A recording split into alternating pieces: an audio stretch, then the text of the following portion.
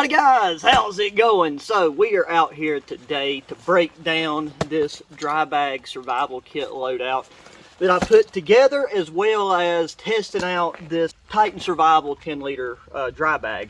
I was really impressed with the thickness and the durability of this bag. I have used it a couple times, carried it around some. The seams seem to be sealed very nicely, sturdy D-rings, and a thick enough of a strap that it's not uncomfortable to wear around on your shoulders. I will go ahead and mention on the outside, this is also one of Titan Survival's survival whistles. I got on the outside just for easy access because, you know, this does float. So if you're doing some type of water activity, if you didn't have one on your life jacket or on your person, and this was floating with you, this bag's orange, easy to see, easy to find.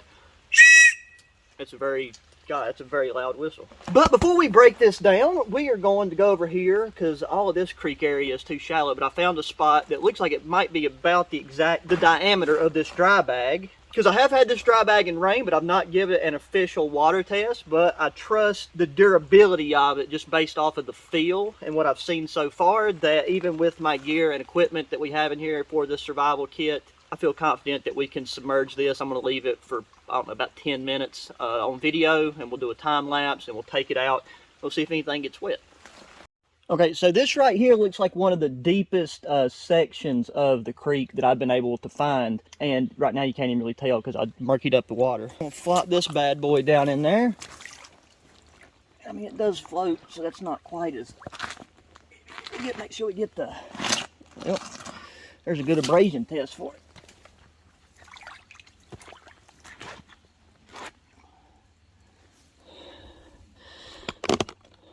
Okay, so there we go. That is as much as I'm going to be able to submerge that, but that is around the mouth of it, so we'll leave that, like I said, for about 10 minutes.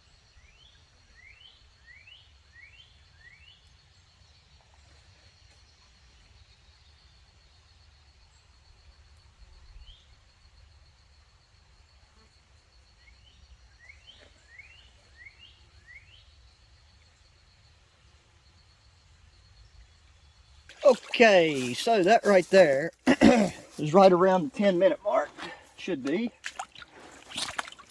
So, as you can see, all that's completely soaked. It got in like around that bottom first lip. So let's go see how the inside looks.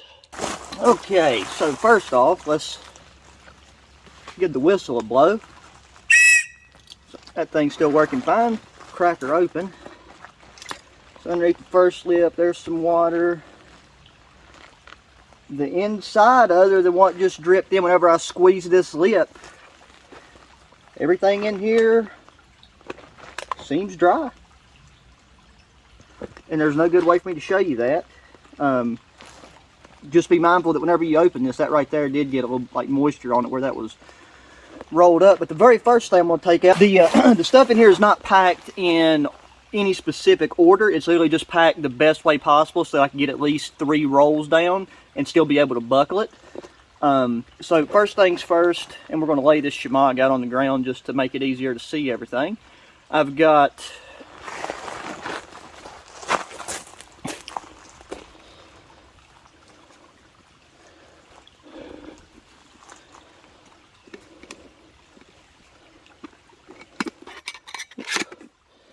So we got the shemagh, you know, very versatile piece of kit, 100% cotton, bandages, use it as a pre-filter, use it as a sling, use it as a face covering, whatever you need.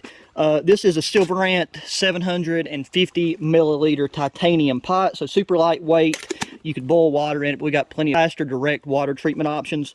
But for this, you know, you could use it for cooking, but its main purpose is to have a way to safely boil water. Now, on the interior of this, I've got a couple of these banana bag oral solutions. These are like electrolytes, vitamins, glucose. This kit is highly designed around like summertime survival, so you know, staying hydrated is your main goal. That's why I also included a couple packs of these LMNT drink mixes. This is like a really great way to replenish your sodium. It's got potassium, magnesium. Magnesium's a big one on my end. And then this is more of a luxury item, but during the summer, to me, it's like kind of a big morale booster. These are Bravo Sierra antibacterial body wipes. One of these is like the equivalent of solid outdoor bath.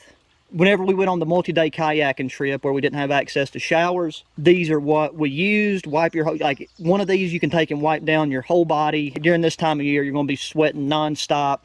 Add on top of that all the dirt and grime and crap you're going to get busting through the woods. Just having a couple of those is really nice. So that's all that's in there, just electrolyte drink mixes and those wipes. Okay, up next, now in this, food is not a super important thing, and you know, a short-term survival situation go a long time, but something that packs down really small and also gives you a reusable container to store water afterwards is one of these Rec Pack shake drinks. Like it weighs nothing, packs small, and that's an easy, fast 700 calories. Then we got a compass, just so that you can take and get some bearings. At the very least, you won't get more lost than you already are if that is the case. And then also to go along with the compass, and that right there is actually a bead of sweat that dripped off my nose, is a notebook. This way you can take and write down bearings and stuff. This is a Atomic Bear tactical pen. It's got a gasket in it, so it keeps it sealed off, which will keep it waterproof until the time you need to write with it. And this paper is not waterproof. Ideally, you would want maybe like a write in the rain journal, but I've just got a bunch of these field note pads. So that's what this is in here for. Plus, during the summer, if you was to start getting dehydrated and somewhat delirious, that can also really impair your memory. So it's important to write things down in cases like that. I got one of these cheap ponchos in here. I opted out of putting in a good poncho because we have plenty of other shelter elements in here. This is just if you was to get caught in the rain in that scenario and you needed to still move around some. Now these things are not, you don't need to be like moving around in the bush. Like if you're not in the open, this is going to last all of 15 seconds, if that. Okay, and then here we got one of Titan Survival's extra large emergency space blankets. If you've not checked out the videos I've done with these things right here are hands down the best survival Mylar type blankets on the market. Okay, and then for a water storage device, this is a Vapor, one of the two, collapsible water bottles. I believe this is 1 liter. So as you can see, it takes and blows up nicely. So that gives you the ability to carry water, but we also have water purification tablets in this. So if you needed to continue to be on the move and you didn't have time to stop and drink from the stream with our filter straw, or you didn't have time to boil water, you could have up to 1 liter of this, put your tablets in, and be good to go there. There's a couple of our gear items like the whistle and our ferro rod that have cordage on them, but this right here is a tank of Titan Survival's Survivor cord. And this is really nice because like 550 cord, it has a bunch of individual strands so you can take it apart. More than quadruples the amount of cordage you have, and like for the type of stuff you need to be tying, the tensile strength is plenty good enough. But this also has a strand of fire tinder in it, a 25 length strand of 20-pound test fishing line, and a 25 length piece of snare wire. So very multifunctional. It's just like the perfect size for a kit like this. And I'm not using a bunch of Titan Survival items in this for any reason other than the fact that I've been using them now for a couple months and they're actually very high quality. And I've yet to have an issue with any of them. Okay, so right here I have a CountyCom titanium tin. This is meant to be like an extra large Altoids tin. I think that's how they market it. Right there's the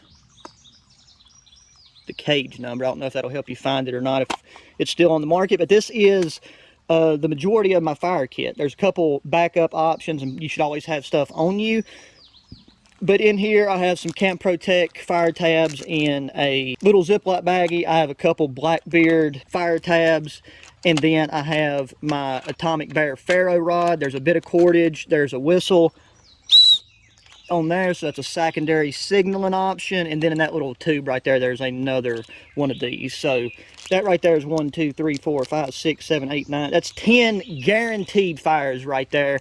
You could even double that, because normally it only takes half of one of these unless you're in extremely wet weather. That 10 right there is the perfect size for that, and I feel like that's a very adequate fire kit. You don't have to have 27 different options. If you got a ferro rod, you've got fire, as long as you've practiced. Okay, and then for our primary lighting option, if you've been around the channel for a while, you know I love these Cyan Sky headlamps. I actually just got the newest one and I used it in the last video, but this is the HS3R. This is like a mini little L-shaped headlamp. Still has a super long battery life. If you use it on like the lowest set, and I think it's like 100 hours or something like, it's something ridiculous. I've had this one the longest, and I've used it in rain, sleet, wind, dropped it a ton, and it still just keeps going. So that's the headlamp I went to put in this, because I'm not using this one hardly at all anymore since I've got the HS6R and now the HS7R. Okay, and then just another food item, not a necessity once again, but super flat, some beef jerky. The food is more just like a morale booster. It's nice to have something to chew on with jerky. You know, a small piece, you can chew on it for a while, you get a lot of flavor out of it, and it's just, it's really good. Okay, let's get into the first aid items. Got 2 packets of bleed stop that you can pour in anywhere from just like a small minor cut that is bleeding if it was just like really deep, all the way up to, you know, very, very heavy bleeding. But for the life-threatening bleeding issues, we've got a SWAT tourniquet. I went with this one over one of my regular like cat tourniquets because this is flat. This right here will still work. No, for me, I only wear this certain type of clip belt like that. So these right here are really nice and easy. You could use these as a tourniquet, and that would probably be the first thing I grab because it would be the fastest option. And then the this is a 4-inch compressed Israeli bandage. In most cases, you would be fine just using the quick clot and this together.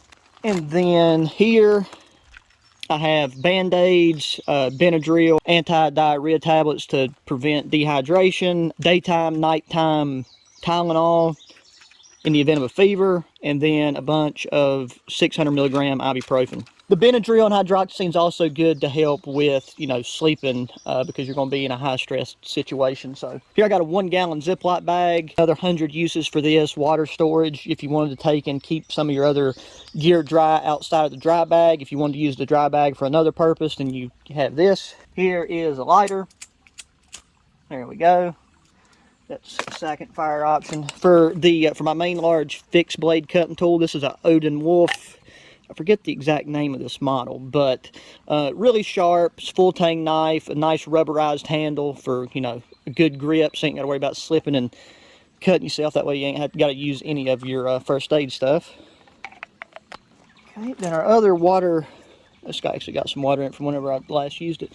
This is a Sawyer water filter. This is actually one that went inside of their travel bottle.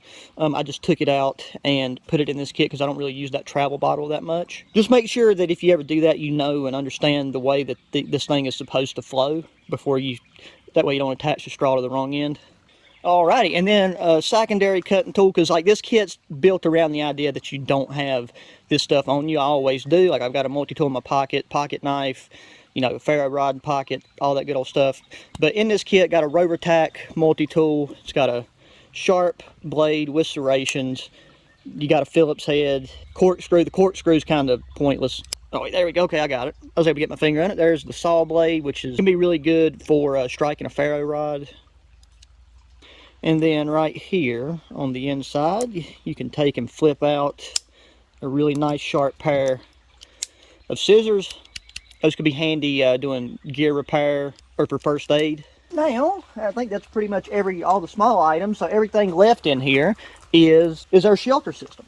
With this being designed around summertime survival, you know, the whole thing of like throwing up just an emergency blanket or something over you and sleeping under it, that's great for fall and winter and early spring, but you're going to get eaten alive and you're already going to be in a bad situation, especially if you're injured. So I think it's good to have a quick shelter system that you can set up and make yourself as comfortable as possible for the duration that you're in the situation you're in. So these two jigs right here go together. This is a One Wind half shelter. It's sealed nylon, super small, fits in the palm of your hand, and it's a lot larger than you would think. I used this a lot last year. There's plenty of videos of me using this shelter. And then this right here is the bug net that can fit the profile of this, fit like underneath and inside of this half shelter, so that would keep flying insects, most crawling insects away from you.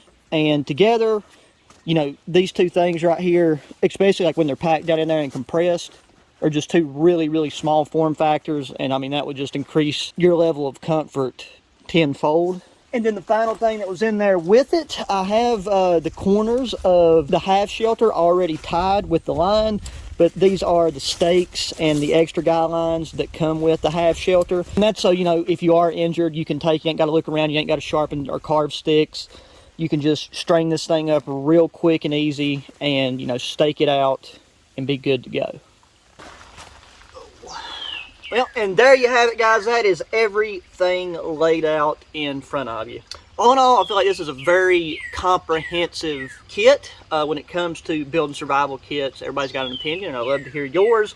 There's always things you can add, take away, supplement, or whatever. Like a lot of people might not include the food and take and use that space for other stuff. There is actually still more space left in that from what I had, to where you could fit other items. One thing that I did mean to put in here that I forgot was one of those SOL duct tape rolls for primarily for like gear repair and things of that nature. So that could easily fit in there and should be on this shemagh right now. So just keep that in mind if you're just thinking about saying duct tape. But then again, compared to the crappy survival kits that get sold online all the time that some people think you can buy for 20 bucks and then depend on if you really needed to, this right here is a Rolls Royce of a layout. So let me know your thoughts in the comments. As always, guys, really appreciate taking time to watch the video. Please hit the thumbs up button, subscribe if you haven't already, share the channel with your friends, family, anybody that enjoys good old outdoor activities. I will link to as much of this stuff down in the description as possible. If I leave anything out, mention it in the comments, and I will try to make sure I go back and add it.